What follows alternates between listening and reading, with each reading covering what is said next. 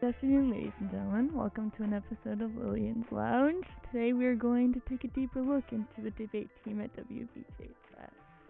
I have one of their famous members with us today. Care to introduce yourself? Hello, my name is Logan. I'm a third-year debater on the West Bloomfield High School debate team. Why did you first decide to join the debate team? What caught your interest? So actually, we just got out of COVID, and I really thought I was struggling with that human interaction with just going people to people and being able to talk to people. And when I joined the debate 2 class we have here at the school, you're required to go to 3 in-person debate tournaments. So once I did one of them, I was hooked. I couldn't stop. Something about just coming off of COVID fresh and to be able to talk to people and argue something in a structured format was really enticing for me. So what's some roles that you play on your team? How do you contribute to your team? Got it. Well, on our debate team, we don't usually have any actual roles or anything like that. We don't have the classic vice president, treasurer, anything like that. We all just like to work as a team and in unison with each other.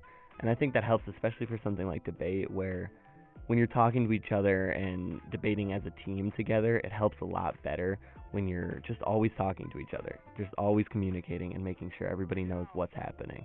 And so my role on the team is usually just hanging out, making sure I'm writing good arguments, making sure everybody's understanding. We're talking, we're thinking of new ways to think about things.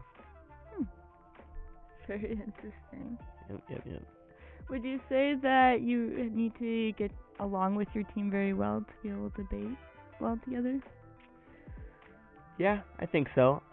Obviously, working with some people is different from working with other people. When I'm working with my main partner, Uda Sarkar, I tend to work a little bit better with him just based on the fact that we flow off each other a little bit better. It's not to say that I don't debate well with other teammates on our team. It's just sometimes you have better synergies with certain people, and I think you play a lot into that when you're debating. How do you find most of your sources? Where do you look?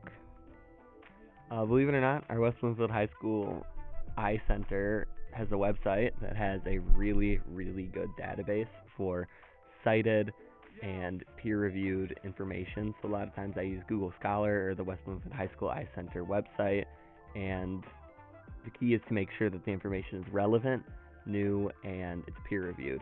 Finding somebody that's writing just independently for the RAND Corporation could be a little bit different of a source, because the RAND Corporation is often funded by oil companies, and so they're told to make research based on one thing. So you have to make sure you're finding research that's unbiased, not political, and peer-reviewed. And how do you build your arguments off of that? We basically start off by just as soon as we get introduced to the topic, we start talking about what things interest us the most. For this recent topic in the Arctic, we're talking about indigenous people. We always have a good time talking about how the U.S. military has specific impacts against the indigenous people. We think it's an interesting and unique impact.